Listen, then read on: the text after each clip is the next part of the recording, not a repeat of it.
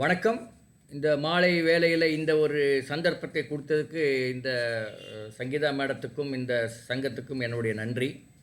சுப்பிரமணியம் சார எனக்கு நேரடியா தெரியாது.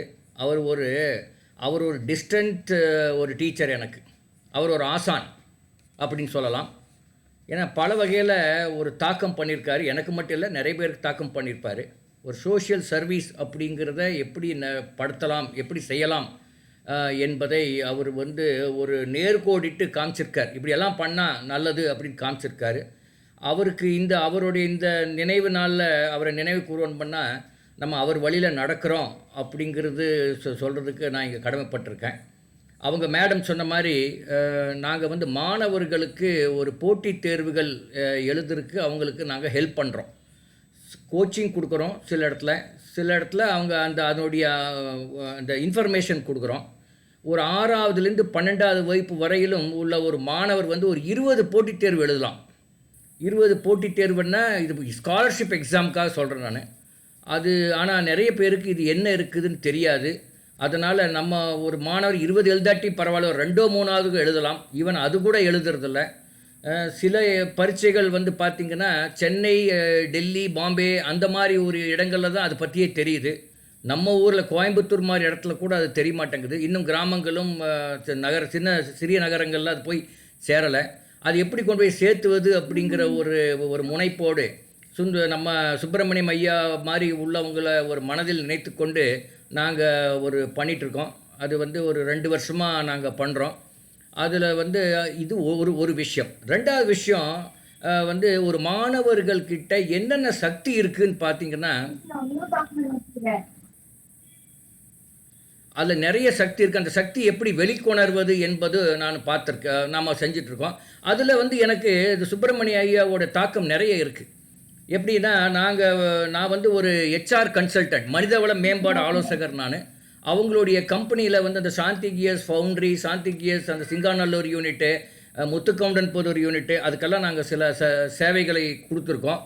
அப்போ அதை நம்ம செய்யும்போது என்ன பொட்டென்ஷியல் இருக்குது அப்படிங்கிறது நம்ம அவர் ரொம்ப வெளிக்கொணர்வார், கொண்டு வந்தவர் அப்படின்னு எல்லாரும் சொன்னதை நான் பார்த்துருக்கேன்.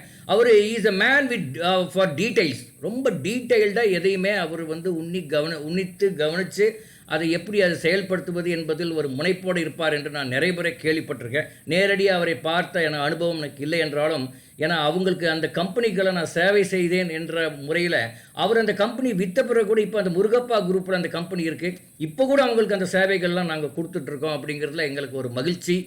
அப்போ ஆரம்பித்த அந்த சேவை இப்போ நாங்கள் கூட கொடுத்துட்ருக்கோம் அப்படிங்கிறது. அதனால் அவர் ரொம்ப மேன் வித் டீட்டெயில்ஸ் அப்படிங்கிறது ஒரு பெரிய விஷயம். அது சில பேருக்கு தான் அது முடியும். நம்ம ஒரு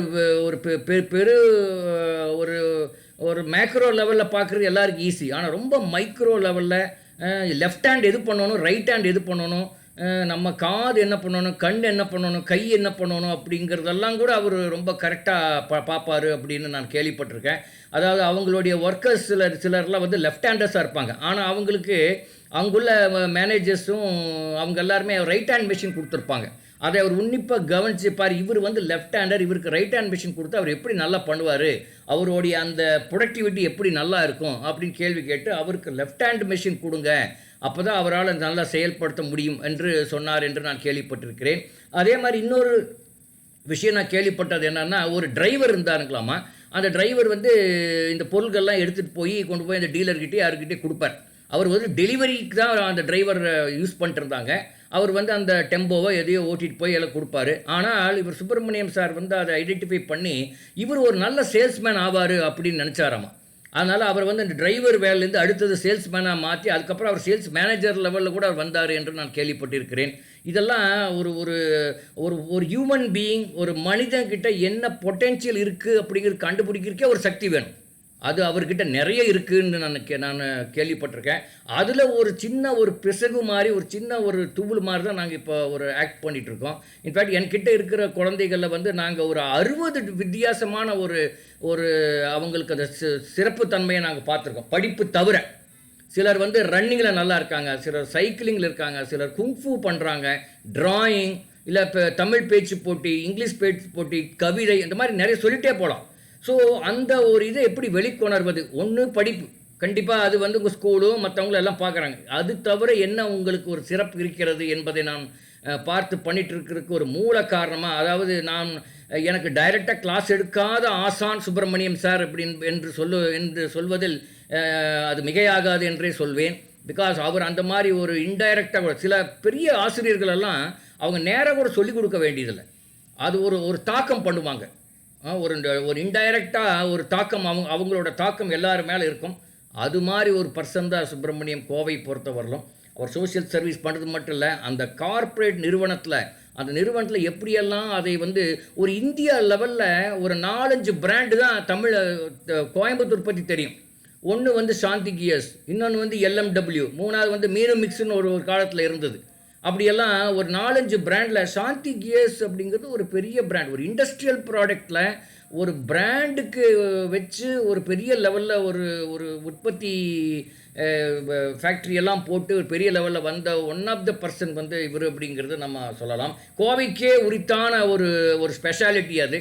நிறைய பேர் நம்ம தொழில் முனைவோர்களை உண்டாக்குன ஒரு பிளேஸ்.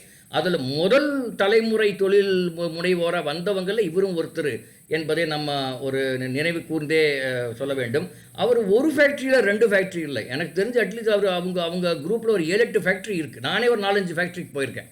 ஸோ அப்படி நினச்சி பாருங்கள், ஒரு ஆயிரக்கணக்கான பீப்புள், இப்போ ஆயிரக்கணக்கான மக்களுக்கு வேலை கொடுப்பதுங்கிறது ஒரு பெரிய ஒரு மகத்தான ஒரு விஷயம். அப்புறம் சார் சொன்னார் அவருடைய அந்த கேன்டீனுடைய பிரமாதம் பற்றி. நானும் அங்கே போய் சாப்பிட்ருக்கேன். இப்போ அவர் சொன்ன மாதிரி மிக சுவையான உணவு. இன்ஃபேக்ட் என்னுடைய இந்த கண்ணாடி, நான் போட்டிருக்கிற கண்ணாடி வந்து அந்த ட்ரிபிள்எஸில் வாங்கின கண்ணாடி தான். எனக்கு அதிகமாக நான் அந்த ட்ரிபிள்எஸில் தான் அந்த கண்ணாடி வாங்குறது. பிகாஸ் அது கொஞ்சம் குறைவாக விலை இருந்தாலும் அது கரெக்டாக அவங்க டெஸ்ட் பண்ணி கொடுக்குறாங்க. டெஸ்ட் பண்ணுறதுக்கே ஒரு 50 ரூபா தான் சார்ஜ் பண்ணுறாங்க, அது கொடுக்குறாங்க. அப்படின்னு அவரை பற்றி நம்ம நீண்டு சொல்லிகிட்டே போகலாம். மெயினாக நான் அவர் சொல்ல வேண்டியது, அவரோட ஆன்மாவுக்கு சாந்தியடைய மாதிரி நம்ம சொல்ல வேண்டியது, அவர் எப்படி ஒரு சோஷியல் சர்வீஸில் ஈடுபட்டாரோ அதில் ஒரு ஸ்மால் ஒரு பாற்றாக நாங்களும் ஈடுபட்டு அவரை ஒரு மனசில் வைத்துக்கொண்டு, அந்த மாதிரி பெரியவங்களை மனசில் வைத்துக்கொண்டு நாங்களும் ஈடுபடுறோம் அப்படிங்கிறதுல எனக்கு ஒரு பெருமை. அவர் ஒரு டிஸ்டன்ஸ் எஜுகேஷன், தொலை தொடர்பு ஒரு கல்வி எனக்கு கொடுத்துட்டு தான் இருக்கார் என்பதை மீண்டும் சொல்லிக்கொண்டு, இந்த வாய்ப்பை கொடுத்த சங்கீதா மேடத்துக்கும் மற்ற இந்த சங்கத்தாருக்கும் என்னுடைய நன்றியை தெரிவித்துக் கொள்கிறேன். மேடம், முடிச்சுக்கலாமா இல்லை என்னோட டைம் இன்னும் இருக்கா? ஐயா, நம்ம ஒரு கலந்துரையாடல் நிகழ்வு மாதிரி வச்சுக்கலாங்க ஐயா. செல்வராஜ் ஐயா நம்ம கூட இருக்காரு. சரி, ஓகேம்மா. Okay right. சரிங்க ரைட். இதுதான் என்னுடைய இனிஷியல் முதல்ல கொடுக்குற என்னுடைய சுப்பிரமணியம் சாரோட இந்த நினைவு நாளில் கொடுக்க வேண்டிய ஒரு செய்தின்னு நான் சொல்லுவேன். வேறு எதாவது இருந்தால் நம்ம கலந்துரையாடலில் நம்ம பங்கு பெறலாம். நிச்சயமாங்க ஐயா, அவரை பற்றி இன்னும் நிறைய பேசலாங்க ஐயா. நன்றி ஐயா. நன்றி ஐயா. அடுத்த நிகழ்வாக சிறப்பு விருந்தினர் ஐயா திரு செல்வராஜ் அவர்களை அழைக்கிறோம். புகைப்படங்களுடன் தங்கள் நினைவுகளை பகிர அன்புடன் அழைக்கிறேன் ஐயா. வாருங்கள் ஐயா.